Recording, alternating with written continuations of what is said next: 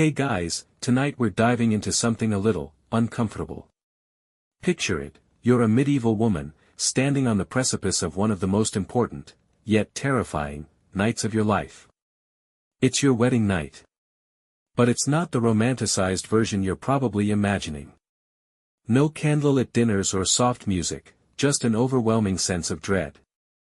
And honestly, you might not even survive this. Before we get comfortable, take a moment to like the video and subscribe, but only if you genuinely enjoy what I do here. And while you're at it, leave a comment telling me where you're tuning in from and what time it is. I'm curious if we have some late-night history lovers here. Now, dim the lights, maybe turn on a fan for that soft background hum, and let's ease into tonight's journey together. In the medieval world, the idea of marriage wasn't about love, and certainly not about any of the romantic notions we associate with it today. It was more of a contractual agreement, one that could literally make or break a woman's life. The wedding night wasn't a celebration of love, but rather an initiation into a life filled with uncertainty, societal expectations, and, quite frankly, terror. The pressure was on, and it wasn't just about how you looked in your gown. No, the real fear for a medieval woman was what would happen when the sun set and the marriage bed awaited. You might think that the first night together would have been filled with excitement, maybe even anticipation, but for most women, it was something they dreaded. Why? Because, beyond the obvious physical discomfort, it meant something much more: survival. The wedding night was the one moment where a woman's virtue, her purity, her very worth in the eyes of society, would be put to the test.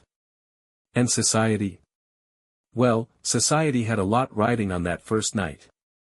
There was a bizarre custom that had the newlywed couple's sheets examined for proof of the bride's virginity. You might be imagining a delicate scene of candlelit romance, but the reality was anything but. If the sheet didn't show the expected mark, it could be a scandal of the highest order. Historians still argue whether this practice was common across all medieval societies, but one thing's for sure: there was a lot of pressure for women to be pure, and failing to prove it on their wedding night could bring shame to not just them, but their entire family. Now, it's easy to imagine the male counterpart in all of this, the husband, whose role was clear: to consummate the marriage. But for the woman? Well, her role was not quite so simple. In fact, for many, the wedding night was a highly dreaded, emotionally and physically uncomfortable affair. And we're not even talking about how much they knew about what would happen. Because in medieval times, there wasn't exactly any solid sex ed being handed out. To make matters worse, there was an enormous cultural expectation that this intimate encounter was not for pleasure or connection, but for the sake of procreation. In fact, women's sexual pleasure wasn't even on the radar. The concept of mutual satisfaction was a distant thought, one that medieval society didn't prioritize. So, imagine being a young woman, married off to a man you might barely know or even like, and the only goal of this first night is to have children, preferably male heirs to carry on the family name. It was a lot to expect from someone who was barely given the chance to experience any kind of autonomy over their own body. And if you think about it, how could you possibly feel at ease in such a situation? Where your entire worth was pinned on whether or not you could produce an heir. Even beyond the wedding night, there was constant pressure to fulfill your duties as a wife, which for many meant more than just the basics of keeping a household. It was about maintaining the family's reputation, securing their financial future, and bearing children, preferably many children, because that's what a woman's worth was tied to in the medieval era. Women weren't seen as individuals with their own desires and dreams. They were vessels for family legacy, and that's a lot of responsibility to place on someone, especially when the very first test of your worth comes just hours after you say, "I do." As you can imagine, the medieval world had its own peculiar ways of dealing with marriage. It wasn't about building a life together with someone, it was about securing alliances, controlling property, and, for some families, simply ensuring survival. So, for women, getting married wasn't always a choice, it was more of a necessity. And while the idea of marrying for love might seem foreign, in many ways, the concept of a love marriage was almost unheard of. Women weren't seen as individuals with romantic needs, they were seen as assets, just another piece of the family's strategic puzzle. Let's pause for a moment and think about the context here. Women were often married off as young teenagers, sometimes even younger, to men who were older, sometimes significantly so. These were political arrangements more than personal decisions, and there was little room for the bride to express any say in the matter. That young girl, barely out of childhood, was expected to step into the role of wife with very little preparation, beyond what she learned from the women in her family, probably from whispered conversations, a few bits of advice passed down, and a lot of guesswork. But let's face it, the whole concept of marriage for medieval women was more like entering a battlefield than walking down an aisle. You're not just getting married, you're stepping into a world that judges your worth on things far beyond your control, and with your entire future on the line. And speaking of control, the first time you walk into that bridal chamber, you're likely wondering, what on earth is expected of me? Maybe you're imagining what the wedding night should be, but the reality? Well, that's something entirely different. And here's the thing, it wasn't just about physical discomfort or unfamiliarity. The cultural pressures were immense. You were expected to perform, to prove that you were capable of giving your husband children. Forget any notion of a honeymoon or relaxation, you were expected to start your life as a wife with the daunting task of producing heirs. Imagine the anxiety of not knowing what to expect, with no real guidance, and the knowledge that failing to meet this expectation could cost you your reputation. Historians still argue whether the pressure placed on women to conceive immediately was universal across medieval societies, but it's clear that the fear of not fulfilling that role was very real. Let's take a deeper look at how the medieval world viewed women's roles within marriage. It was a patriarchal system, and women were viewed primarily in terms of their reproductive capabilities. They were expected to marry young, produce children, and take on domestic duties without any real say in their futures. And this wasn't just about men being in charge, it was also about the way society, driven by religious and cultural beliefs, enforced this rigid structure. The church played a massive role in shaping marriage during the medieval period. Marriage was seen as a sacrament, one of the 7 sacraments in the Christian Church, and the expectations surrounding it were based on religious doctrine. Women were expected to submit to their husbands and fulfill their duties as wives. But this submission wasn't just about obedience in a general sense. It was specifically tied to reproduction. The idea that a woman's primary purpose was to bear children was embedded deeply in both religious and social structures. And for those women, the wedding night wasn't a romantic evening, it was a necessary step in securing their role in the grand scheme of things. And here's the kicker, even if a woman had the chance to enjoy her marriage, that was still secondary to her duty to the family. Women were expected to endure marriage in silence, to maintain their composure, and to focus on the family's legacy, something they had no control over. Can you imagine the frustration, the helplessness? To be a young woman, full of potential, yet bound by the expectations of an entire society that saw you not as an individual, but as a tool for maintaining tradition. This sense of duty, which was ingrained from the moment a woman was betrothed, made it nearly impossible for her to imagine a life outside of marriage. There was simply no room for individual desires or dreams. Marriage, for many, wasn't a union of love, but an arrangement of survival and legacy, a means of advancing the family's status, securing wealth, and gaining political alliances. The woman, in this equation, was often an afterthought, a vessel for the family's hopes and ambitions. In many cases, she had little say in her own future, let alone her wedding night. Now, let's talk about the wedding night itself, the moment that medieval women dreaded the most. When you think of wedding nights today, the first thing that probably comes to mind is some version of romance, flowers, candles, soft music, maybe a sense of anticipation. But that's not how things worked back then. The wedding night wasn't an intimate, private occasion of new beginnings, it was often an ordeal, full of uncertainty and societal pressure. If you're wondering why, well, let's explore. The first expectation was that the marriage had to be consummated on the wedding night. And that didn't just mean the act itself, it was a public affair. In some places, it was customary for friends and family to stay outside the wedding chamber, waiting for the proof of virginity. If a woman was able to demonstrate that she had fulfilled her duty, then the marriage could be deemed legitimate. But if the blood-stained sheet was nowhere to be found, the woman could face public shame, and the marriage could be annulled. Imagine the fear you'd feel, knowing that the success or failure of this night wasn't just about your personal experience but also about your reputation, your family's honor, and your future. It wasn't about love, it wasn't about connection. It was a performance, and the stakes were high.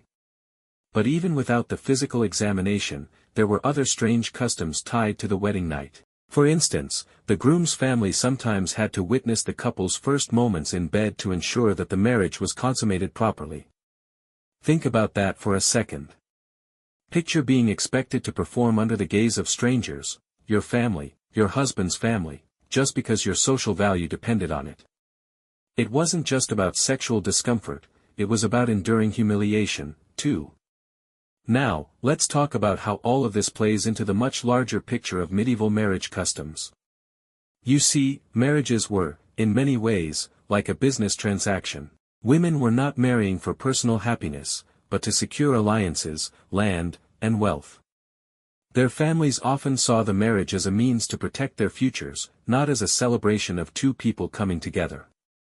In fact, many women didn't even meet their husbands until the day of the wedding. You could very well be marrying a man you barely knew, someone you might not even like, and there was little to no room for personal choice. No modern-day, getting-to-know-each-other phase.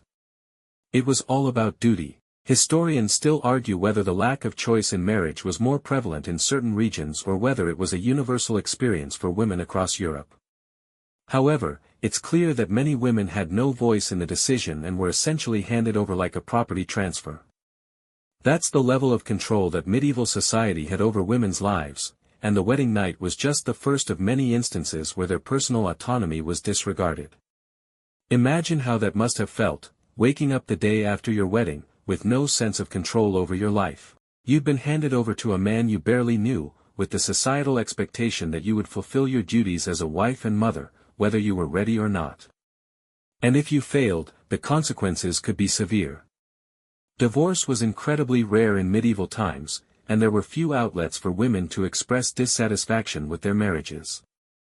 The entire institution was built on submission to the will of your husband, submission to the will of your family, and submission to societal norms. But it wasn't just about submitting to your husband's authority. Women were also expected to fulfill the role of mother as soon as possible. In a society that placed so much value on reproduction, failure to conceive a child in the early years of marriage could bring disgrace to a woman. And if you were unable to bear a male heir, the pressure intensified. Women's worth was directly tied to their ability to produce children, especially sons. It's easy to imagine the fear of not being able to conceive, especially when pregnancy was a risky endeavor. Childbirth in the medieval period was far from safe, with maternal mortality rates shockingly high. Women knew that each pregnancy could be their last, and yet, they were expected to bear children in quick succession, regardless of the toll it took on their health. And let's not forget the sheer physical discomfort of the wedding night itself. Intimacy was often a painful experience, with little to no understanding of how to make it more comfortable. There were no modern conveniences like birth control, lubricants, or any real understanding of anatomy. It was simply about performing the act, often in the most uncomfortable circumstances. It wasn't about connection or pleasure, it was about fulfilling an expectation.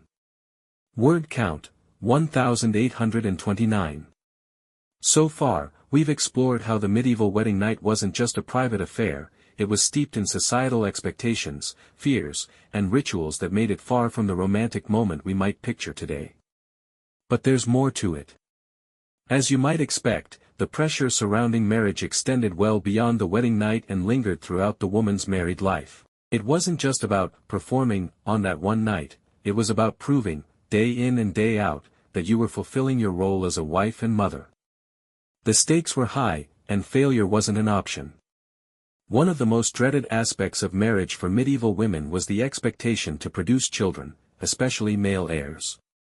Imagine the stress of knowing that your worth was tied directly to your ability to bear children, and that any failure to do so could result in public shame or, worse, the loss of your position in the family. In medieval times, a woman's worth was measured primarily by her ability to reproduce, and the birth of a male heir was especially prized. If you failed to provide a male heir, it could jeopardize the family's future, and in extreme cases, the marriage could even be annulled. In fact, some women were literally treated as breeding vessels, whose sole purpose in life was to provide children for the family. Historians still debate how much of this was universal, but it's clear that many medieval women found themselves trapped in marriages where their personal desires were secondary to the needs of their husband's family, the estate, and the greater societal expectations. Your role as a wife was bound up in your ability to perform this task, and if you failed, there was little room for compassion or understanding. And then, of course, there was the ever-present fear of pregnancy itself. Let's face it, pregnancy in medieval times was risky business. Medical knowledge was rudimentary, at best, and complications during pregnancy or childbirth often led to death. In fact, maternal mortality rates were shockingly high, with many women dying in childbirth, often leaving behind young children or no children at all. In a world where survival was uncertain, pregnancy became a terrifying ordeal. The pressure to bear children, coupled with the constant fear that it might kill you, made the entire process seem like a dangerous gamble. Women had little control over the number of children they had. There was no access to birth control, and the idea of planning a family was simply not a concept most women could entertain. Once married, women were expected to bear children for as long as their bodies could handle it, with little regard for their personal health or well-being. The stress of constantly worrying about pregnancy, and the very real danger it posed, was one of the many burdens women carried throughout their marriages. But the idea of being trapped in a cycle of reproduction wasn't just about survival, it was also about societal expectation. The Church, which held a great deal of power during the medieval period, played a significant role in shaping how women viewed their roles in marriage. The Church taught that marriage was a sacred institution, a sacrament that required women to submit to their husband's authority and fulfill their duties as wives and mothers. The Church also made it clear that a woman's duty to her husband was paramount, more important than her own desires, her own health, or even her own survival. Historians still argue about the extent to which the Church's teachings shaped women's experiences in marriage, but one thing is certain, the religious and cultural pressure on medieval women was overwhelming. A woman's entire identity was wrapped up in her role as a wife and mother. There was little room for personal desires or ambitions, everything was about fulfilling the family's needs and maintaining the social order.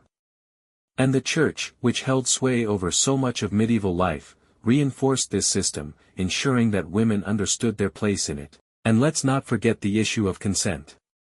The medieval concept of consent was vastly different from how we understand it today. In fact, the idea of mutual consent in marriage was virtually non-existent. Women had little to no say in whom they married or whether they even wanted to marry at all.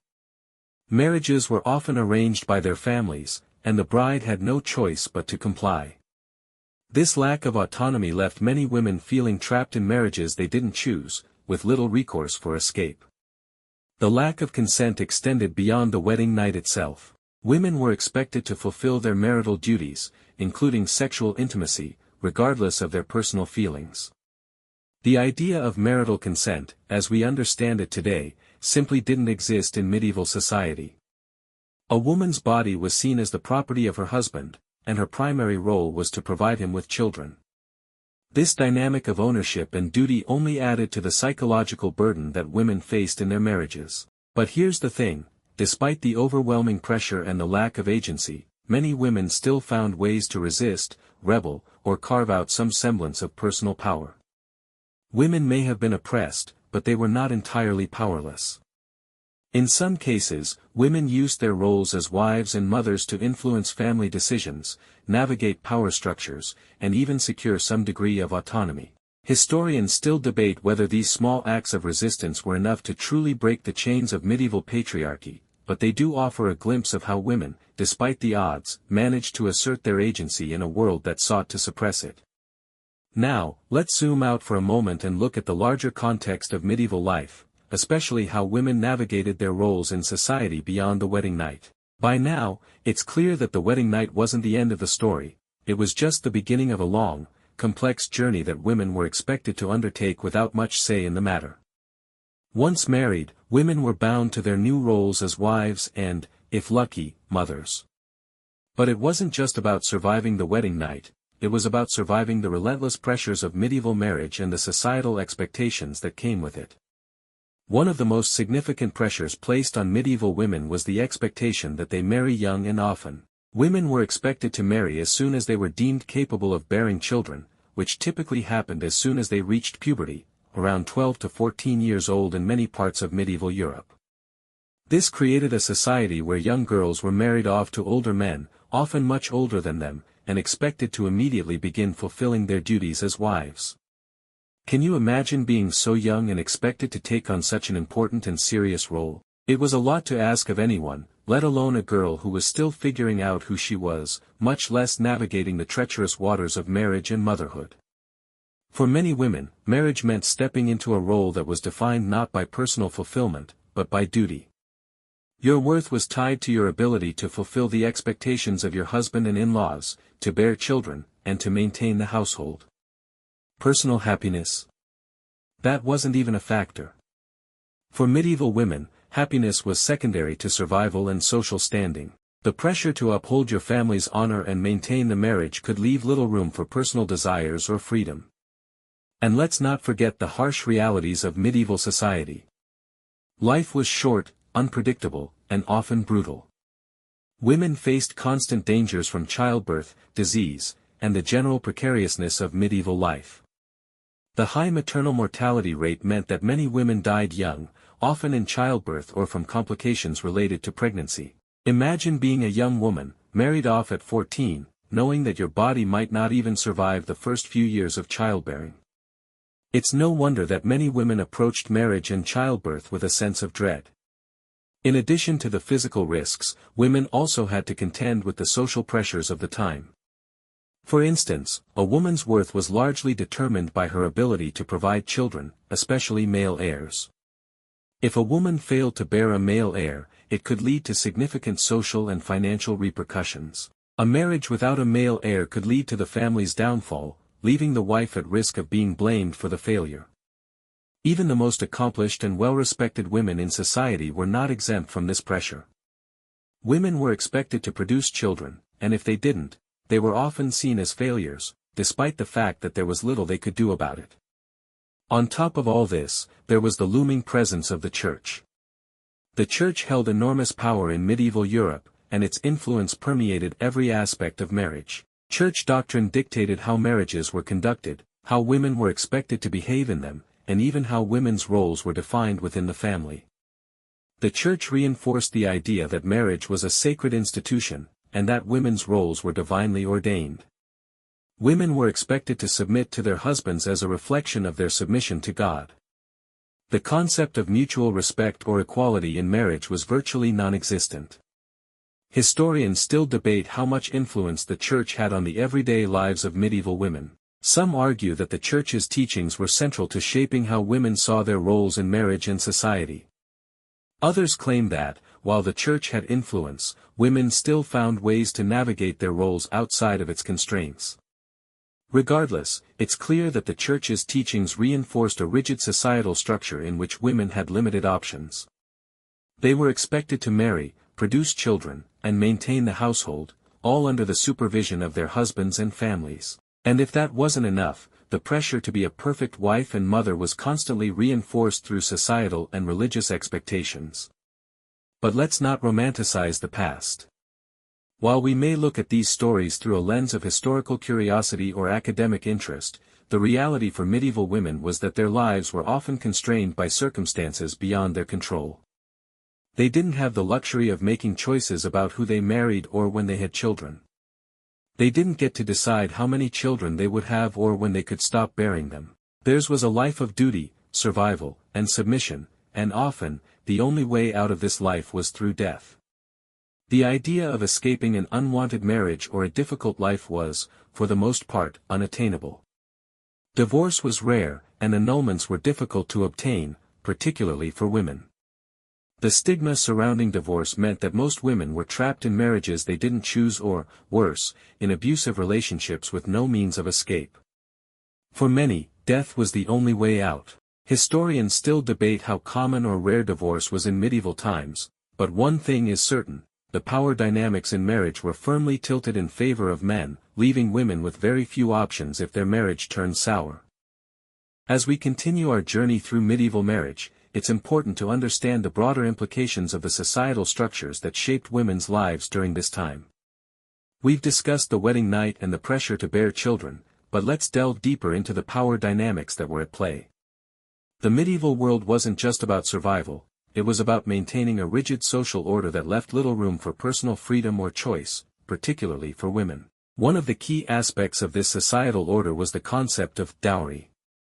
The dowry, often a sizable sum of money, land, or property, was paid by the bride's family to the groom upon marriage.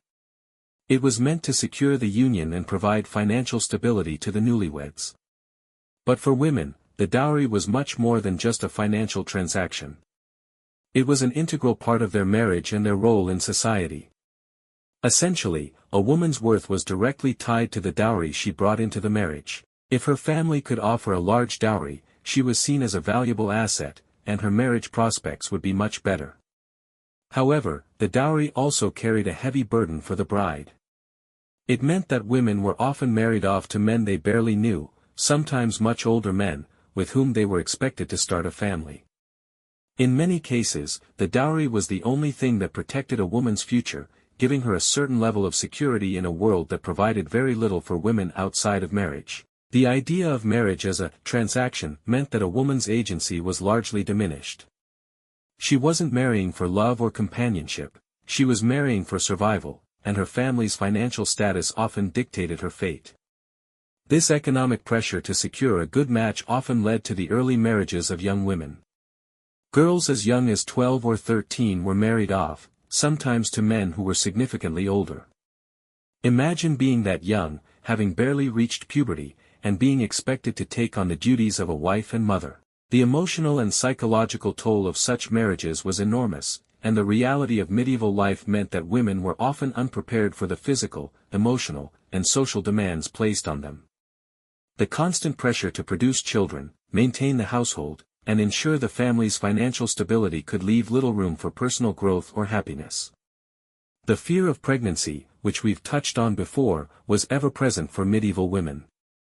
Childbirth was a dangerous and often fatal event, with many women dying in childbirth or succumbing to complications. But pregnancy wasn't just about the physical danger, it was about the societal pressure to produce children, especially male heirs. The birth of a male child was seen as a critical achievement, as it ensured the family's legacy and secured its wealth. Women were expected to bear children in rapid succession, often regardless of their physical health or emotional well-being. The fear of not being able to conceive or not bearing a male heir added another layer of stress to the already daunting pressures of marriage. Let's not forget the role of the Church in shaping the lives of medieval women. As we've already discussed, the Church played a huge role in defining the institution of marriage. Marriage was not only a social contract but also a sacrament, a sacred union blessed by God. Women were taught that their role in marriage was divinely ordained and that they were to submit to their husband's authority. This religious doctrine reinforced the idea that a woman's place was in the home, fulfilling her duties as a wife and mother. The Church's teachings made it clear that women's desires and needs were secondary to their duties, and the idea of personal fulfillment was virtually non-existent. The Church's influence on marriage didn't end with the wedding ceremony. The religious teachings surrounding marriage placed immense pressure on women to remain chaste and obedient. Divorce, for example, was practically unheard of. The idea of ending a marriage, even if it was an unhappy or abusive one, was not an option for most women. Women were expected to endure whatever came with marriage, whether it was physical discomfort, emotional strain, or even abuse. The concept of mutual respect or equality in marriage was simply not part of the equation. Women were expected to submit to their husbands and bear children, and that was the extent of their role. But despite all of this, there were some instances where women could find a degree of power or agency within their marriages. Some women, particularly those from noble families, were able to wield influence through their position as wives and mothers. While they didn't have formal power, they were able to use their roles within the family to affect decisions and secure their family's future. These women, though few and far between, managed to carve out some semblance of influence in a world that otherwise sought to suppress them. Historians still debate how much power these women truly held, but their stories provide a glimpse into how women, even in the most oppressive circumstances, could sometimes find ways to assert their agency. Despite the challenges, many medieval women managed to find ways to support each other. Women were often the backbone of their families, responsible for managing the household, raising children, and ensuring the family's survival. While they had little control over their marriages, they often found strength and solidarity in their relationships with other women. These networks of support were crucial in a world that left women with few options for personal agency. The medieval world was harsh, and women faced significant challenges, but they were not powerless. Despite the rigid structures that sought to control their lives, women found ways to navigate their roles, resist oppression, and assert their strength. Their experiences, though often marked by hardship and suffering, also speak to the resilience and determination of women throughout history. As we continue to unravel the complexities of medieval marriage and the experience of women during this time, it's important to understand how the broader social and political structure of medieval life reinforced the subjugation of women. Marriage wasn't just a personal affair, it was deeply enmeshed with the social order, where women's roles were defined by patriarchal systems, religious doctrines, and societal expectations. But let's take a closer look at some of the specific ways these structures influenced not just the wedding night, but the entire experience of being a medieval wife. The concept of dowries, which we discussed earlier, was one of the most defining features of marriage during the medieval period. A dowry wasn't just a gift, it was a financial transaction that established the economic value of a woman. The dowry was intended to secure a marriage, but more importantly, it ensured the financial stability of the newlyweds. However, this practice also reinforced the idea that a woman's worth was tied to her family's wealth and social standing. Her ability to negotiate a large dowry determined how desirable she was as a wife. For many women, this meant that their personal worth was tied to how much their families could afford to offer, and the dowry could be seen as a form of payment to the husband's family. This economic dynamic meant that marriage was not just about love or personal connection, it was a strategic decision aimed at preserving or advancing social status. Women, especially those in noble or wealthy families, could be used as pawns in this game of social climbing. Their marriages were arranged to secure property, alliances, and wealth, not to form a loving bond. And for women in lower social classes, their marriages often served as a way to secure financial stability and survival. Their families sold them into marriage with the hope that the dowry would offset their own financial burdens, further demonstrating how little autonomy women had in their own futures. But even within this framework, there was always the underlying pressure for women to bear children, and preferably male heirs. This wasn't just a personal desire for many husbands, it was a societal requirement. The continuation of the family name and inheritance depended on a male heir. Women knew that their worth as wives and mothers would be measured by their ability to produce children, and in particular, male children. This pressure was immense and could lead to great anxiety. Not only was the prospect of childbirth itself risky and fraught with danger, but the failure to produce a male heir could jeopardize a woman's position in the family, potentially leading to abandonment or the dissolution of the marriage. The fear of pregnancy, combined with the societal pressure to bear male children, added another layer of dread to the entire experience of medieval marriage. And then, there's the matter of the lack of divorce. If you were a medieval woman in an unhappy marriage, divorce wasn't an option. The church and society at large reinforced the idea that marriage was a permanent bond, one that could only be broken by death. Annulments existed, but they were rarely granted to women unless there was a severe violation of the marriage contract. Even in cases of infidelity, it was often the woman who was blamed, and in some instances, she could face punishment or exile. The idea of escaping an unhappy or abusive marriage simply didn't exist for most women. The only way out was through the grave. This left women with no recourse if they were trapped in an oppressive, dangerous, or unhappy union.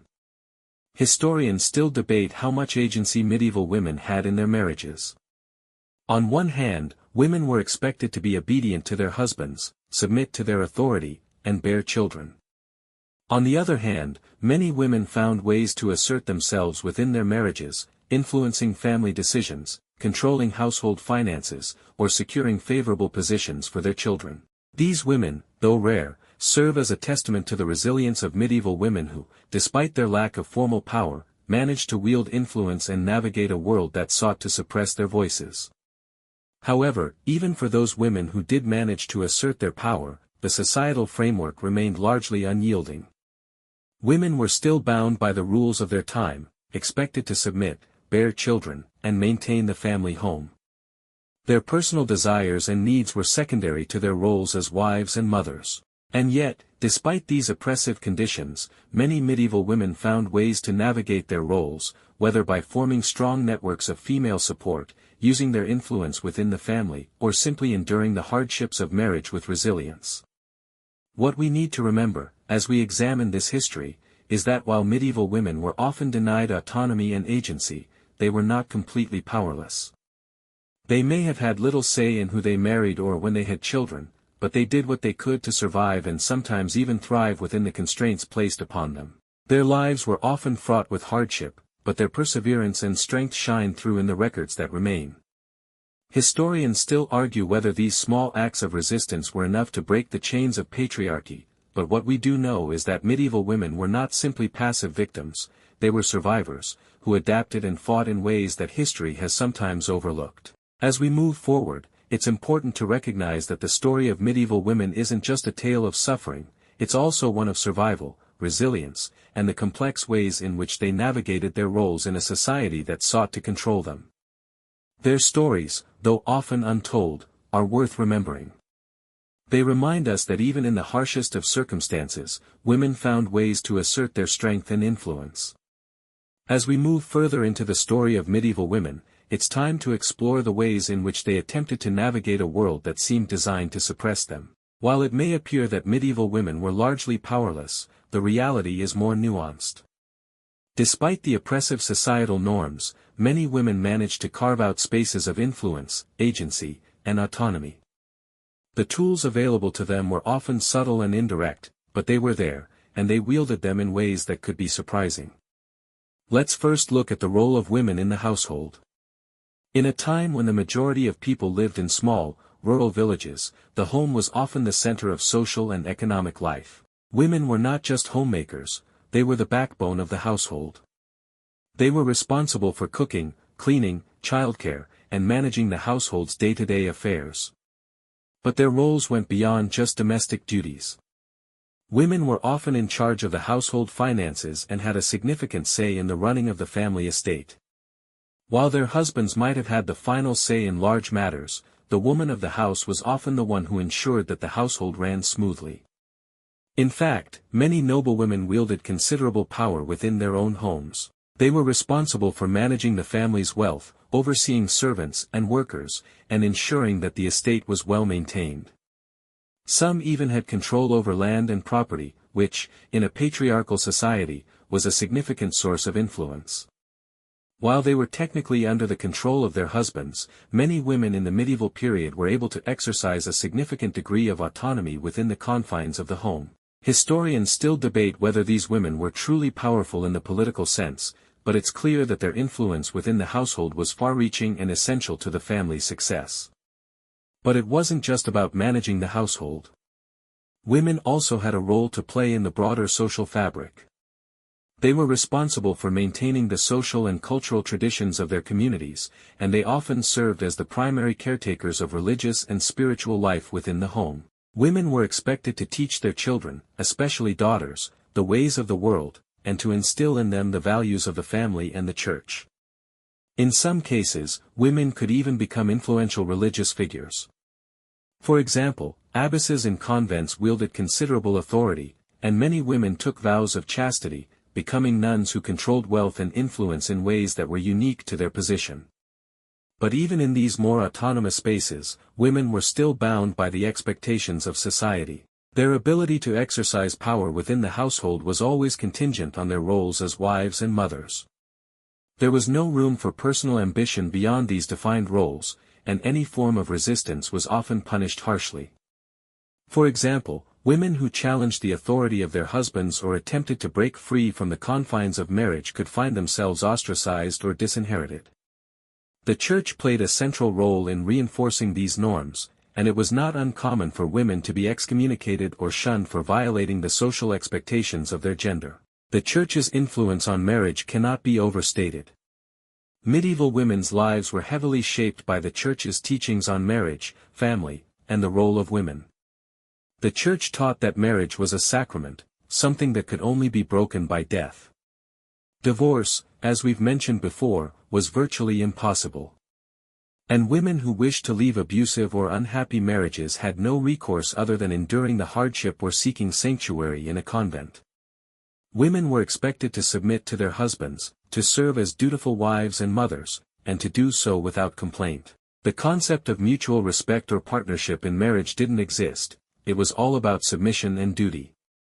However, this doesn't mean that women didn't try to find ways to resist these constraints.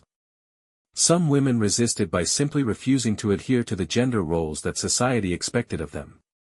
For example, women who didn't want to marry, or who refused to have children, could choose to take vows of chastity and become nuns, gaining a degree of independence that was unavailable to married women. In some cases, women who didn't want to marry were able to secure financial independence through inheritance or by running their own businesses. Women in urban areas, particularly those in trades or crafts, were able to carve out some degree of independence and authority through their work. It wasn't easy, and it wasn't always allowed, but for some women, this was the only way to maintain a sense of agency in a world that otherwise sought to control them. Despite these small acts of resistance, the overarching reality for most medieval women was one of submission and duty. They were expected to marry young, produce children, and submit to their husbands. And even though many women found ways to assert themselves within their roles, the societal structures in place meant that their power was always limited. There was little room for women to express personal desires or to imagine a life beyond marriage and motherhood. The church and society provided little support for women who wished to break out of these roles, and the penalties for doing so were harsh. Historians still argue whether medieval women were truly powerless or whether they simply had different forms of power that were more subtle and less visible to the outside world. What is clear, however, is that while medieval women were subject to immense pressures, they also found ways to navigate their circumstances, exercising agency in ways that are often overlooked by history. As we consider these complexities, it's important to remember that the story of medieval women is not just a story of suffering, it's a story of survival. It's about how women, despite facing unimaginable hardships, managed to endure, resist, and sometimes thrive. Their lives, while often marked by oppression, also demonstrate the strength, resilience, and ingenuity of women in a world that sought to keep them down. Though their stories are often overlooked in historical accounts, they are crucial to understanding the full picture of medieval life. As we move further into the lives of medieval women, it's important to understand the role of the community and how it shaped their experiences in marriage and beyond. Society wasn't just an abstract idea in the medieval world, it was a living, breathing thing, and the community played a crucial part in how women were treated, viewed, and expected to behave. In many ways, the community acted as both a protector and a prison for medieval women. The expectations of women were reinforced through social interactions and shared cultural norms. For instance, once married, women were often required to follow the rules of not just their husbands, but also the broader community. Social and public judgment was pervasive, and women who stepped outside of these norms risked ostracism or public shaming. In fact, many of the community's rituals around marriage and childbirth were designed not just for the couple, but for the entire village to observe. This social monitoring was a form of control, ensuring that women adhered to their roles as wives, mothers, and caretakers. Marriage, then, wasn't just an individual affair, it was a public institution, supported and scrutinized by the entire community. The public nature of marriage meant that women's actions were rarely private. Their behavior was subject to the gaze of their families, neighbors, and even strangers. Any failure to conform to the expectations of society could lead to judgment, gossip, or even punishment. If a woman was unable to bear children, for example, the community would often hold her accountable for the failure. If her marriage was unhappy or abusive, the social consequences could be equally severe, especially if the church was involved. Divorce was rare, but an annulment could be granted, often for very limited reasons that didn't usually take a woman's personal happiness into account. The church, as we've seen, was one of the most powerful institutions shaping medieval marriage. But it wasn't just the priests and bishops who influenced women's lives, it was also the widespread influence of religious teachings on everyday people. The concept of virginity was deeply intertwined with religious ideals. A woman's chastity was not just a moral virtue, it was a divine obligation, and this belief was reinforced by both the church and society at large. A woman's purity was seen as a reflection of her holiness and her worth. This placed an enormous amount of pressure on women to conform to the religious ideals of the time. Not only were they expected to remain chaste before marriage, but they were also expected to remain faithful and submissive to their husbands after marriage. For women, this connection between virginity and morality was both a blessing and a curse. On the one hand, it protected them from the overt exploitation of their sexuality by society, as they were seen as vessels of purity. On the other hand, it trapped them in a cycle of control and fear. A woman's sexual experience was tied to her social standing, and any deviation from this ideal could have devastating consequences. If a woman was suspected of infidelity, or if her marriage was found to be unconsummated, it could result in public shaming or even annulment. But, as we've seen, women still found ways to exert influence, even within the rigid constraints of medieval marriage. Some women, particularly in more affluent or noble families, used their positions to influence politics, manage estates, and wield power. It was often subtle, and it wasn't formalized power. After all, most women couldn't hold official positions of leadership. But women could, and did, use their roles as wives and mothers to sway decisions in favor of their families.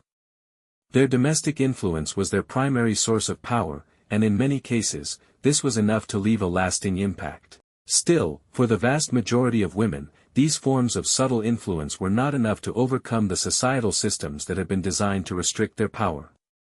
Women were expected to marry young, bear children, and submit to their husbands without question. There was little room for personal agency beyond these prescribed roles. The lack of personal choice in marriage, combined with the societal pressure to fulfill these roles, meant that women had little control over their futures. Let's not forget, though, that despite all the constraints, many women found ways to resist and defy the limits placed on them. The idea of women having some agency in a world that tried to keep them in check is perhaps most clearly seen in religious life. Women who became nuns were able to live relatively independent lives, as they were often responsible for running convents, managing land, and influencing the decisions of the religious community. Nuns had more autonomy than married women, and in some cases, they were able to gain substantial power within the church. Historians still argue about the true extent of a nun's power, but it's clear that these women were able to carve out a space for themselves in a society that often relegated them to the background. Some even argue that the convent provided an alternative to the patriarchal marriage system, giving women a chance to live lives of their own making. While nuns were still bound by the religious and social expectations of the time, they were able to find a degree of freedom that married women simply couldn't access. However, despite these exceptions, the majority of medieval women were still bound by the rigid structure of marriage and motherhood. These women lived in a world where their worth was defined by their ability to bear children and run a household, and any deviation from this norm was met with resistance from both society and the church. It's important to recognize that, while the medieval world was harsh and limiting for women, it wasn't all bleak. The strength, resilience, and creativity of these women shine through, even in the darkest moments of their lives. Whether they found power in the household, within the church, or through subtle acts of resistance, women in medieval society still managed to assert themselves in ways that history has often overlooked.